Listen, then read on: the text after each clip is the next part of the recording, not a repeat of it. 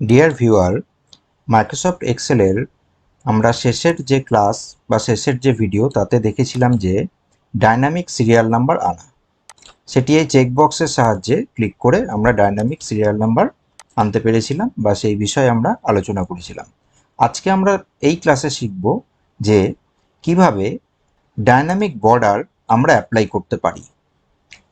অর্থাৎ এখানে যেমন এই 4টি রো আছে, এই 4টি রোতে আমরা শুধু অ্যাপ্লাই হবে, আবার এখানে যেমন 19টি রো আছে ঠিক সেরকমভাবে এখানে 19টি হবে, এবং এই চেকবক্সে ক্লিক করাকালীন অবস্থায় সেই হিসেবে সেই বর্ডারটিও অ্যাপ্লাই হবে বা চেঞ্জ হতে থাকবে। ডাইনামিক বর্ডারটি আমরা কিভাবে অ্যাপ্লাই করতে পারবো সেটি দেখে নিই।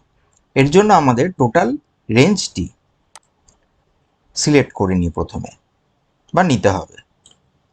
এরপর হোম মেনুর আন্ডারে কন্ডিশনাল ফরম্যাটিংয়ে ক্লিক করা হবে, দেন নিউ রুলে ক্লিক। এরপর এখান থেকে use a formula to determine এখানে ক্লিক করে D2 এই সেলটিকে সিলেক্ট করতে হবে এবং এখানে এই ডলার সাইনগুলোকে সরিয়ে দিতে হবে। এর জন্য আমরা কিবোর্ডের F4 বাটন প্রেস করেও করতে পারি বা ম্যানুয়ালেও করতে পারি।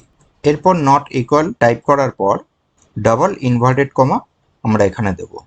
তারপর ফরম্যাট সেলে যাব, সেখান থেকে বর্ডার অ্যাপ্লাই করতে হবে। এখান থেকে আমরা আউটলাইন নিলাম বা আপনারা আপনাদের পছন্দ মতো বর্ডার সিলেক্ট করে নিতে পারেন। দেন ওকেতে ক্লিক, আবার ওকেতে ক্লিক। দেখুন এখানে কিন্তু লক্ষ্য করবেন যে 1 থেকে 5 অর্থাৎ এখানে 1 2 3 4 এবং 5 এই 5টি এখানে চেকবক্স আমাদের আছে এবং সেক্ষেত্রে 5টি এখানে কিন্তু বর্ডার অ্যাপ্লাই আছে, বাকিগুলো রিপোর্ট নট রিসিভে চলে এসছে। এখান থেকে যে কোনো একটি জেলাকে যদি সিলেক্ট করা হয় বা চেকবক্স যদি সিলেক্ট করা হয় তাহলে দেখুন যে এখানে 6টি হয়ে গেছে, এখানে 17টি হয়ে গেছে, কিন্তু বাকি যে অংশ এই ওয়ার্কবুকের বা এক্সেল শিটের সেখানে কিন্তু বর্ডার অ্যাপ্লাই হয়নি। আমরা এখানে র্যান্ডাম কিছু চেকবক্স আমরা ক্লিক করলাম, করে দেখে নিলাম যে বিষয়টি কিন্তু এখানে সুন্দরভাবে অ্যাপ্লাই হচ্ছে।